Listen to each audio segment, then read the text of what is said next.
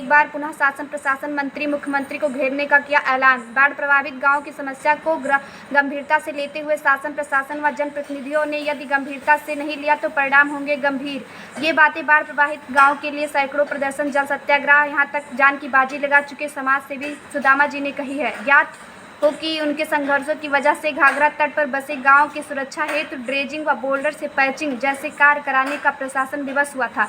देखिए समाज सेवी चंद्रबीर पांडे द्वारा लड़ी लड़ाई, जल सत्याग्रह व जल समाधि व घेराव।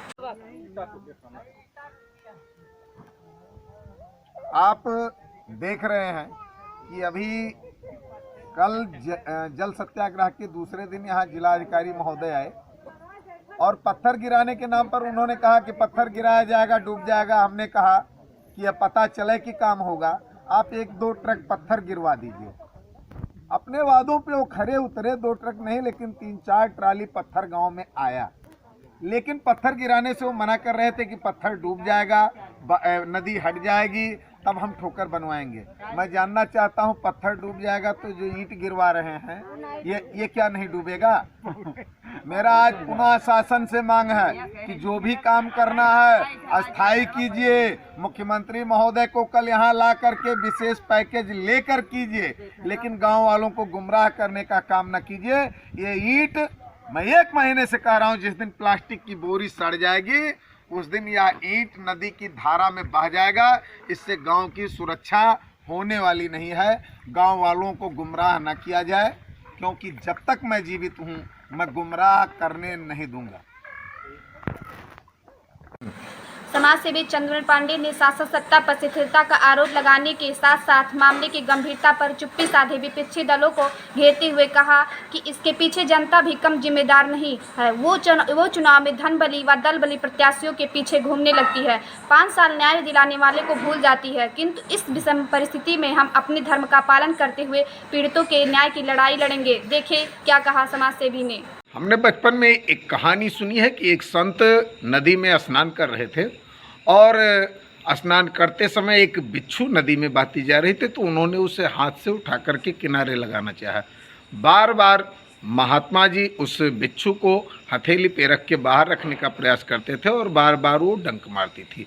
अंत में उन्होंने बिच्छू को बाहर कर ही दिया। तो उनके शिष्यों ने पूछा कि महाराज जी, ये आपको डंक मार रही है और आप इसे बार बार बाहर क्यों कर रहे हैं? तो उन्होंने कहा, डंक मारना बिच्छू का काम है और बचाना, नेक कार्य करना हम संतों का काम है।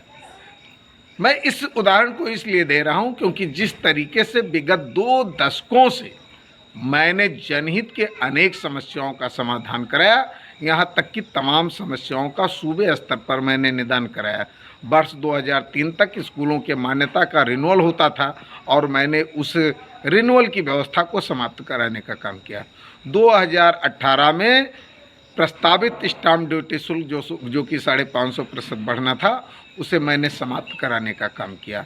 बस्ती जनपद के वैध चौराहों पर ओवर ब्रिज बनवाने की हमने मांग की, जिसके क्रम में फुटहिया और छावनी में तो ब्रिज लगभग फुटहिया में बन चुका है, छावनी में बनने वाला है। इसके अलावा महू घाट, बड़हर, मुरादीपुर, महाराजगंज के बिहरा और कप्तानगंज में 6 लेन सड़क निर्माण के साथ ओवरब्रिज निर्माण की स्वीकृति हो चुकी है। बस्ती जनपद में प्रवेश के एकमात्र टूटे पुल महट पुल को मैंने अपने संघर्ष के जरिए बनवाना शुरू कराया तथा सरवलिया 1276 कचूरे घाट सहित 4 अन्य पुलों की स्वीकृति दिलाई। क्षेत्र की अनेक सड़कों, पुलियों, नालों का मैंने पोल खोल अभियान चला करके उसमें सुधार कराने का काम किया। मैंने जनहित की अनेक ऐसी समस्याओं का निदान कराने का काम किया। अभी वर्ष 2020 में स्कूलों के मान्यता का प्रत्यावेदन शुल्क जो कि 25,000 था, बढ़ा करके सरकार ने 1.5 लाख कर दिया था। मैंने उसे वापस पुनः 25,000 करवाने का काम किया था।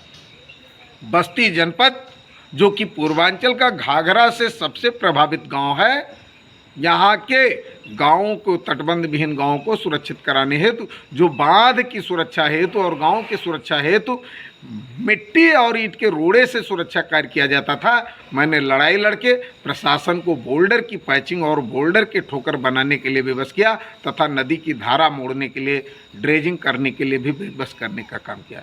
लेकिन खेद का विषय है बस्ती जनपद हरैया विधानसभा की ही भांति तटबंध विहीन गांव के लोग भी चुनाव में धारा प्रवाह में प्रवाहित हो जाते हैं। वो धनबली और दलबली को अपना मतदान अपना आशीर्वाद देने का काम करते हैं और मुझ जैसा संघर्ष बली उन्हें उस समय रास नहीं आता है। लेकिन आज कल्याणपुर सहित बाढ़ प्रभावित क्षेत्र के लोगों ने मुझे फ़ोन किया है। निश्चित तौर पर मैं कल बाढ़ प्रभावित गांव का दौरा करूंगा और मैंने आज उच्चाधिकारियों से बात भी किया है, क्योंकि बड़ी विडंबना का विषय है कि आज तक हरैया विधानसभा का कल्याणपुर गांव जो कि विक्रम जोश से सटा हुआ है, वहां पर शासन प्रशासन ठोकर तो मेरी कई लड़ाइयों के क्रम में बना चुका, लेकिन रिंग बांध और बांध का निर्माण पूरा नहीं कर सका है, जिससे कल्याणपुर ही नहीं अगल बगल के 1 दर्जन गांव में पानी भरा हुआ है। ग्रामीणों के सामने रहने खाने की समस्या खड़ी हो गई है। लेकिन चाहे जनप्रतिनिधि जीते हुए हों या विपक्षी दलों के प्रत्याशी रहे हों, विपक्षी दलों के पदाधिकारी हों, कोई भी गांव का हाल लेने नहीं गया। यहाँ तक उच्चाधिकारियों ने भी हाल लेना उचित नहीं समझा। ऐसे में मैंने उच्चाधिकारियों को फ़ोन करके कहा है कि त्वरित ग्रामीणों को राहत उपलब्ध कराया जाए, अन्यथा की दशा में हम लोग एक बार पुनः जिला अधिकारी कार्यालय को घेरने का काम करेंगे।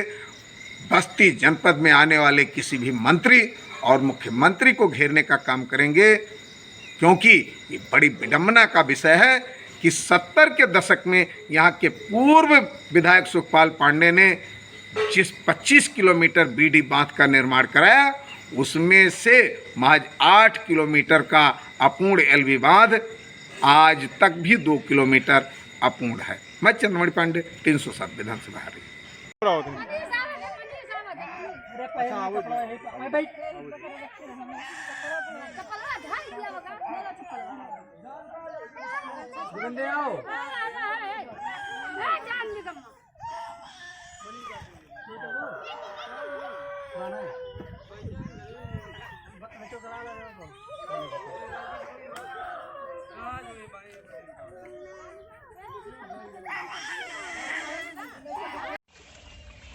क्या क्या समस्याएं हो रही हैं आपको बाढ़ में?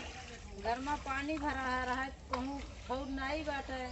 घर में पानी भरा बाटे, साग सब्जी के लिए दिक्कत बा, खाने पीने के लिए दिक्कत बा, बनावे खाए की जगह नहीं है, कहूँ रहे भी नहीं जगह है।